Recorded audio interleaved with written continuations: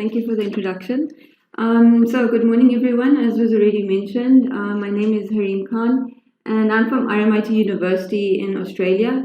And I'm going to talk a little bit about the work that we've been doing on two-dimensional tungsten oxide nanosheets, which have shown an unprecedented selectivity and sensitivity to nitrogen dioxide. So I'll just start off with a little bit of a background about nitrogen dioxide pollution, just so we have a context to the problem. Nitrogen dioxide has been identified by the World Health Organization as a major pollutant, and it's very detrimental to public health and environment. It's prevalent in our current living environments because it's produced by anthropogenic sources such as coal power plants and diesel engines.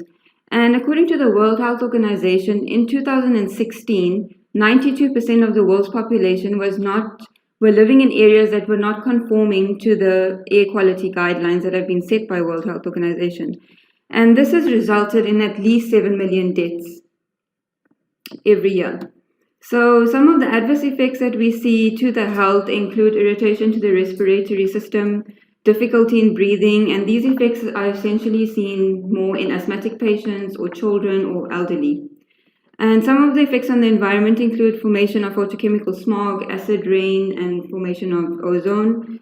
And all of these facts actually indicate the evident need to reduce nitrogen dioxide emissions. And I'm sure some of you have also heard of the Volkswagen scandal. And a step towards informing decision-making and mitigating effects of this pollutant need the utility of reliable nitrogen dioxide sensing technologies. So I'm just going to quickly go through the current sensing technologies that exist, and these can be broadly categorized into optical, electrochemical, chemiresistor based on the mechanisms that are being used. Optical is very good. It's highly sensitive, highly selective to nitrogen dioxide. But if you look at the cons, because it uses highly complex mechanisms, it requires expertise to operate, it is costly, it faces some interference problems, and of course it has high maintenance. Electrochemical is slightly cheaper, but it's based on the mechanism of nitrogen dioxide diffusing across a barrier, and there's catalysts involved, which can get easily poisoned, and that shortens the lifetimes effectively. And another major problem is they're not selective to nitrogen dioxide. So the cheapest version is a chemiresistor, and this essentially works on chemisorptive processes using metal oxide gas-sensitive films. And these work at high operating temperatures, they require oxygen, and they're also poorly selective, and they're wired to a measurement unit. So in summary, complex technologies are expensive, and low-cost technologies are not selective. So those are all the problems. What is the solution? The solution we're proposing is coupling 2D materials with physisorption mechanism. So we think that physisorption can be the solution for selectivity and sensitivity to nitrogen dioxide. And essentially what happens is because nitrogen dioxide is paramagnetic, it induces a magnetic dipole in addition to an electric dipole on the surface of the material it is being absorbed onto because of a mirror charge effect, and some electrical resistance change occurs. And this electrical changes can be quite easily measured. Additionally, the physisorption mechanism offers low operating temperatures, and it doesn't rely on the breaking down of the gas that is being absorbed. And also by using 2D materials, the whole bulk of the material can be affected by the nitrogen dioxide absorption. So if we look at what are the options that we have for the materials that we can use, not any 2D material is going to work. There have been reports on low-dimensional graphene, low-dimensional carbon-based materials like graphene, and this doesn't work. It gives really good high sensitivity, but it has sluggish recovery and it has low selectivity. And if we look at two-dimensional molybdenum sulfide, this offers selectivity, but it has poor recovery or almost no recovery. Two-dimensional tin disulfide has also been reported, and this fulfills a lot of the properties that are required, but this material doesn't have long-term stability. So the material that we're proposing is tungsten oxide. And why do we say we should use tungsten oxide? So first of all, tungsten oxide is an N-type semiconductor which is suitable for making physisorptive sensors, and it's also one of the most stable materials in ambient air, which was a problem with tin disulfide. And in its hydrated form, it actually exists naturally as a stratified structure, And this is useful when we're trying to make two-dimensional material so we can easily exfoliate it. And also it's got a very strong dipole, so it's got a good synergy with the nitrogen dioxide, as I mentioned before. And we actually tested this by doing some DFT calculations. And the DFT calculations show us that tungsten oxide has all the good properties that we need. And this graph over here shows the molecule surface absorption energies, which came out from the DFT calculations. And essentially here we're supposed to be looking for the most negative value. And nitrogen dioxide is by far the most negative, and that shows that there's a very good synergy between the polar nitrogen dioxide molecule and the surface of the tungsten oxide.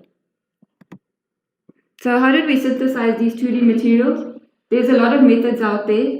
The method that we used is novel and facile, and it's also scalable, and it's based on a wet chemical synthesis technique.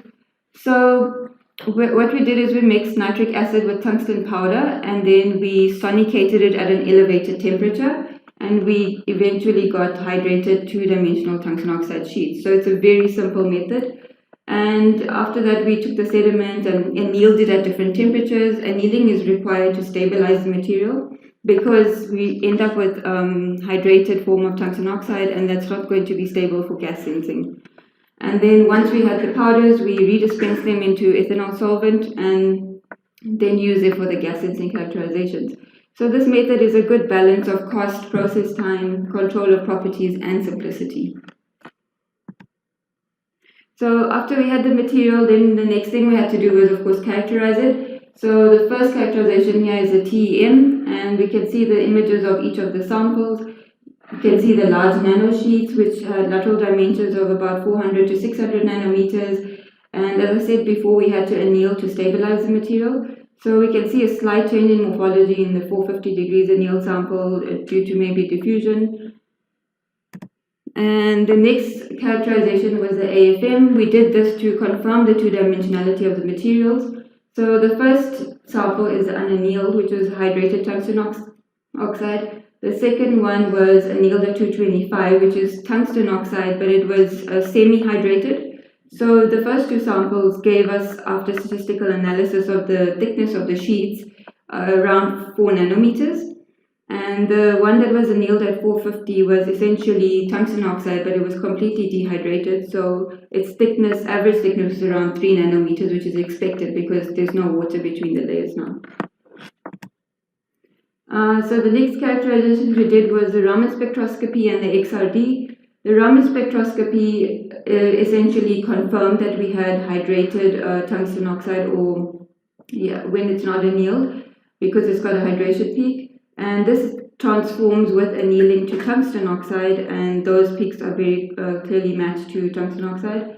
The XRD pattern showed us that unannealed sample was actually tungsten 2 waters, so tungsten demihydride, and that was then with annealing turning into monoclinic tungsten oxide. And when we further anneal to 450 degrees, we started getting an additional phase of orthorhombic tungsten oxide.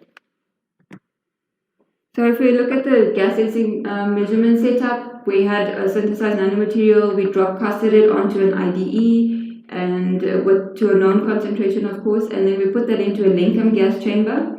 And the Lenkem gas chamber has heating capability of up to 600 degrees. That's how we control the operating temperature.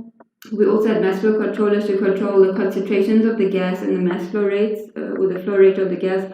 And essentially, we got a resistance change on exposure to the gas, which we measured. And that resistance change was then used to calculate the gas factor response, which is just a ratio between the resistance when the device is under the investigated gas in comparison to when the device is under air or any other balancing gas, depending on which gas you're using. And the first set of gas sensing results we have here is a dynamic response. So we can see we've tested from 20 parts per billion up to 120 parts per billion. And these are the response factors that we're getting, which are really good. And this test was actually carried out at an operating temperature of 150 degrees, which is quite low for typical metal oxide. So it's within the physisorption temperature band. And yeah, I think that's it. And it's got a linear relationship. This is the second part of the gas sensing results. So where did we get that 150 degrees from? We always first test at different operating temperatures. And we could see that for both the sensors, the best response factor was at 150 degrees, and which is why we did the rest of the tests at that temperature. And these tests were actually carried out to the 40 parts per billion nitrogen dioxide. And we've also got good response and recovery, particularly in the 225 anneal sample. So now coming to selectivity, which is the exciting point. Our sensor seemed to be very apparently selective to nitrogen dioxide. So you can see we've used like a range of gases and they're pretty high concentrations, but nitrogen dioxide was at 40 parts per billion and we still got a very good sensitivity to it. Selectivity, sorry. Okay, so in summary, two-dimensional tungsten oxide was used for the nitrogen dioxide sensing. Why did we use two-dimensional tungsten oxide? Because the structure allowed a high surface area to volume ratio, and thus the whole bulk of the material was influenced. Also, we did DFT calculations, which showed a very strong synergy between the tungsten oxide surface and polar nitrogen dioxide molecules.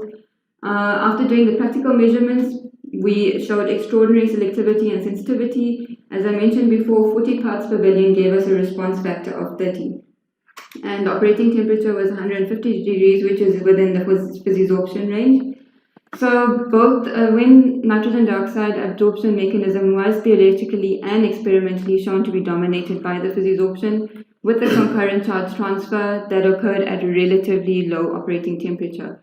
And also another important factor was the choice of the crystal phase of the material. So we noted that monoclinic crystal phase of the tungsten oxide was better than the orthorhombic. And also, in conclusion, the device holds the greatest promise for future commercial low-cost, sensitive, and selective nitrogen dioxide gas sensors.